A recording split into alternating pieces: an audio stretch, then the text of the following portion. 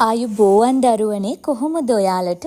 ඉතින් උදෑසන රැස්වීමකට ගැලපෙන තවත් ලස්සන කතාවක් අරගෙන තමයි අද ඔයාලා හමු වෙන්න ආවේ. පාසලේ උදෑසන රැස්වීම මගේ දරුවෝ ඔබේ දක්ෂතා පෙන්වන්න වගේම දක්ෂතා මතු කරලා ගන්න වේදිකාවක් බවට පත් කරගන්න. පුතේ ඒක ඔබට ලැබෙන හොඳම අවස්ථාවක්. ඇත්තටම මේ අවස්ථාව ලැබෙනකොට ප්‍රතික්ෂේප කරන්න නැතුව මගේ දරුවන්ට පුළුවන් ඉදිරිපත් වෙන්න. කොහොම හරි බලන්න අවස්ථාව Tamanට මුදා කරගන්න. පාසලේ කතික තරඟවලට ඉදිරිපත් වෙන්න ඉන්න දරුවන් පිරිසක් ඉදිරියේ කතා කරලා මේ විදිහට පුහුණුනාම ඇත්තටම එයාලට බයක් නැතුව හොඳට විනිශ්චය මණ්ඩලයේ ඉස්සරහා කතා කරන්න ශක්තිය ගොඩනගෙනවා.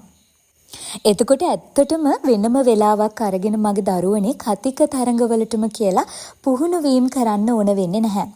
සාමාන්‍යයෙන් අපි කතා කරන්න ඕන අවස්ථා උදා කරගෙන කතා කරලමයි Tamanගේ කතාවල අඩුපාඩු හදාගන්න ඕන. ඉතින් මගේ දරුවන්ට මුලදි මතක් කරා වගේම උදෑසන රැස්වීම මේකට අවස්ථාවක් කරගන්න. ලොකු දරුවෝ වගේම 1 2 3 4 5 ඉන්න පුංචි දරුවෝ ටිකකුත් ඔන්න අපිත් එක්ක එකතු වෙලා ඉන්න නිසා මම හිතුවා මේ හැමෝටම ගැලපෙන විදිහේ ලස්සන කතාවක් ඔයාලට නිර්මාණය කරලා දෙන්න. ඔයාලා හිතන්නේ නැති මාතෘකාවක් වගේම හරිම ලස්සන අර්ථවත් කරුණු ඔබට ඉදිරිපත් කරන්න පුළුවන් ආදර්ශමත් කතාවක්. හැමදාම අපිට ඇහෙන මාතෘකාවලට වලින් එහාට ගිහිල්ලා නිර්මාණාත්මකව කරුණු ඉදිරිපත් කරපු මාතෘකාවත් නිර්මාණාත්මකව ගොඩනගලා තියෙනවා උපන් දිනයේ සතුට දැනේ. එහෙමනම් අපි බලමු කතාව කොහොමද කරන්නේ කියලා. බලමු දරුවනේ කතාවට මම ඔයාලට කරුණු පෙළගස්සලා තියෙන්නේ කොහොමද කියලා.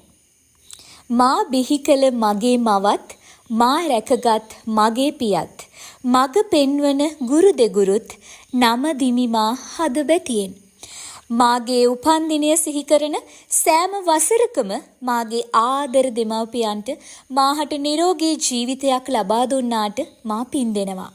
ඉතින් මා මේ ලෙසින් සූදානම් වන්නේ උපන්දිනයේ සතුට දැනේ මාතෘකාවට කරුණු පෙළ ගැස්වීමටයි.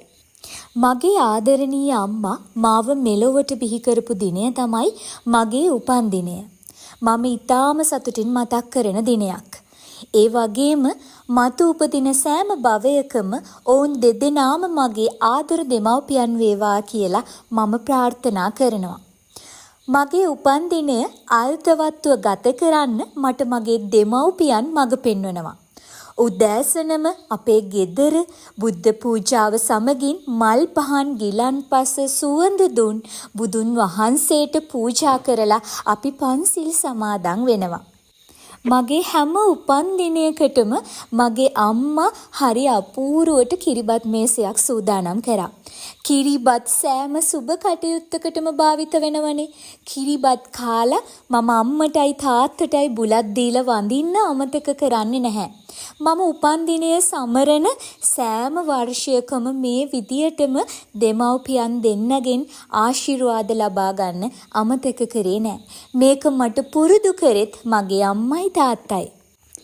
මගේ හැම උපන්දිනයකටම තාත්තා අලුත් පොතක් මට තෑගි කරා. අම්මා කිරිබත් මේසයකින් මට සංග්‍රහ කරා. හැම උපන්දිනයකම ගෙවත්තේ මම අලුත් පැලයක් සිටුවන්න සූදානම් කරලා තිබුණා. මේ පාර මම පන්සල් වත්තේ සුවඳ මල් පිපෙන ඇක්ටේරියා මල් පැලයක් හිටෙව්වා. ඒක මට පුදුම සතුටක් තමයි ගෙනාවේ. අපේ නිවස ආසන්නයේ බොහෝ කාලයක සිට රෝගී වී තනිව සිටින සීය කෙනෙක් ඉන්නවා.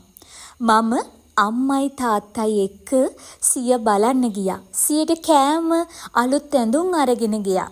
අපි සියගේ වැඩවලට උදව් වුණා. සවස් වරුවේ ආච්චි අම්මා එක්ක බෝධි පූජාවට පන්සලට ගියා. චෛත්‍ය වටේටම පහන් පත්තු කළා.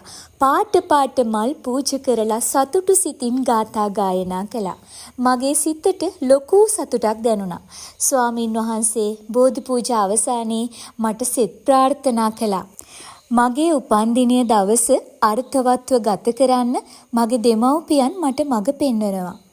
ඉතින් අවසානයේ මෙමා කළ සියලු පින් ඔවුන් දෙදෙනාටත් අනුමෝදන් වේවා කියලා මම ප්‍රාර්ථනා කළා.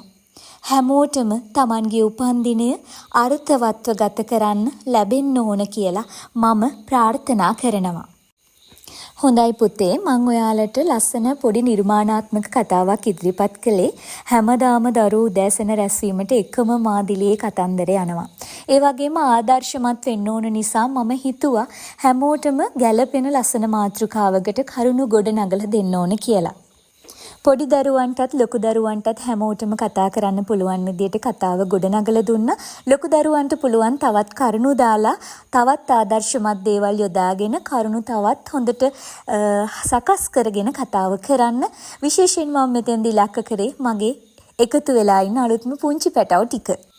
එහෙමනම් සඳරුනි ටීචර් YouTube නාලිකාව එක්ක රැඳිලා ඉන්න ඔයාලා හැමෝටම දිගටම රැඳිලා ඉන්න. ඔයාලට තියෙන ප්‍රශ්න යොමු කරන්න. කතාවලට ගැලපෙන ප්‍රවේශයන් අවසානයන් ලස්සනට ගොඩනගලා දෙන්නම්. පුළුවන් විදියට හැමෝගෙම ප්‍රශ්නවලට උත්තර දෙන්නම් කියලා අවසානයේ සඳහන් කරමින් පුතේ අදට ඔබේ නිවසින් මේ විදියට සමුගන්න තමයි සූදානම් වෙන්නේ. එහෙමනම් අලුත් වීඩියෝ පාඩමකින් අපි නැවතත් හමු වෙමු.